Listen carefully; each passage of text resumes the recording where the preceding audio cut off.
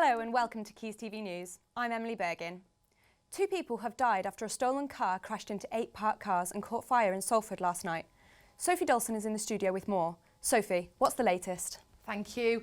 Well, Emily, the incident happened last night. Police say they were in a pursuit of a red Audi, but it wasn't being followed at the time. It's thought 2 people were killed when the vehicle burst into flames as it crashed on Lee Road in Boothstown. 6 cars also caught fire and a number of houses nearby had to be evacuated. The incident has been referred to the Independent Police Complaints Commission and Lee Road is likely to be closed for most of the day. Manchester City Centre has been reopened following a bomb scare this morning.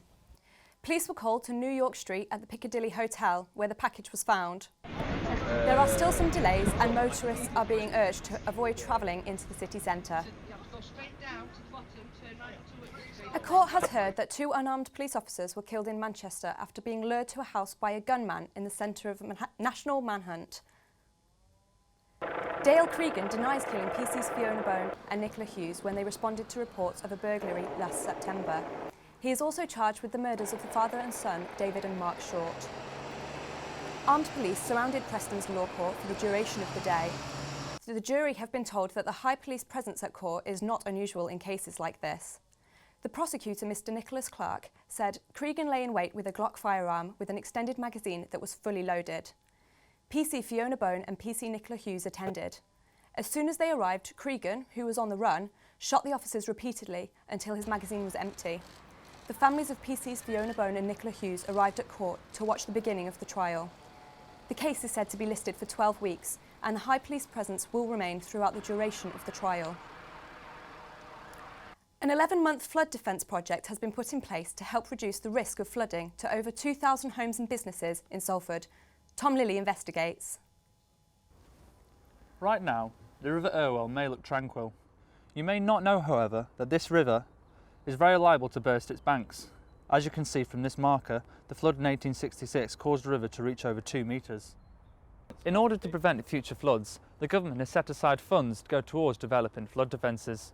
In this part of Salford, the River Irwell is a sort of an S-shaped, loops round twice. And in the event of a flood, all the low-lying land within those loops is at risk from flooding. At the moment there is a flood basin which is based at Littleton Road. It's the Salford Sports Village, used for playing football when there isn't a flood. But in the event of a flood that can be used to hold back the water. But it doesn't hold enough water back to fully protect the properties. The government is prepared to put up a large part of the funding for a £16 million second flood basin, which will bring the standard of protection up to what we expect today, given the history of flooding and the possibility of climate change. In the 1960s, sheet piling was put in to protect the banks from falling into the river and blocking the flow of the water.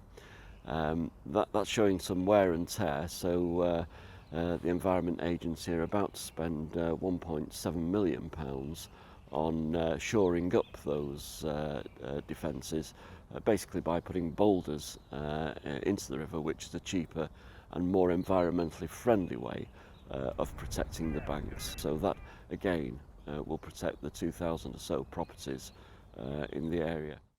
I'm Tom Lilly, reporting for Quays News. This week saw Media City host the Audio, Acoustics and Video Engineering for potential graduate employees. The event gave student placements and graduate opportunities and a chance to meet with representatives of several prestigious audio engineering companies such as Midas, Ramble, Dolby and Furcroft, with many more, each offering unique entry into the world of acoustic engineering. Students were offered advice and guidance as well as valuable contacts within the industry. Comedians, dancers and fire eaters are among those in the Northwest hoping to catch Simon Cowell's eye. The Britain's Got Talent auditions have been taking place at Salford Quays. After already travelling to Cardiff, London and Glasgow, celebrity judges Amanda Holden, David Walliams, Alicia Dixon and Simon Cowell made an appearance at Salford Quays Lowry Theatre at the latest round of auditions for the 7th series of the ITV talent show Britain's Got Talent.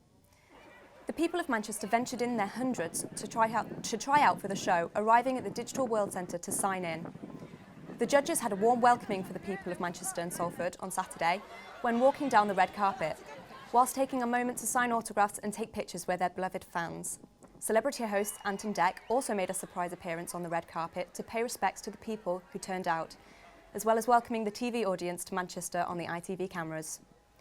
The teams are now on their way to Birmingham for the final set of auditions. The show is said to be back on TV later this year, however no date has been clarified yet.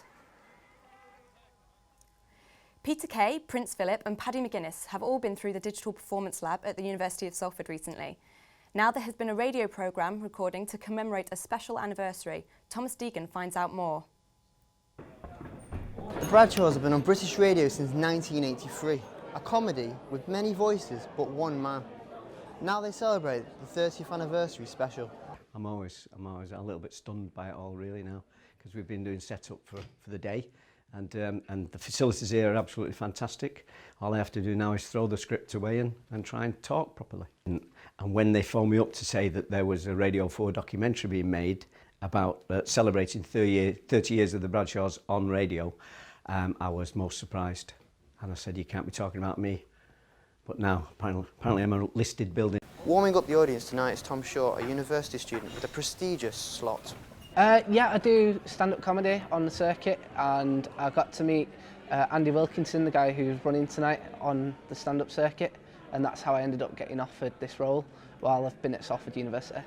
I got the brief and I decided to look them up, and I think it's a very funny show. I think that people should watch it. I think it should be more of an institution than it is. That's to say that it isn't, but I kind of feel like if people researched it, they'd enjoy what they find.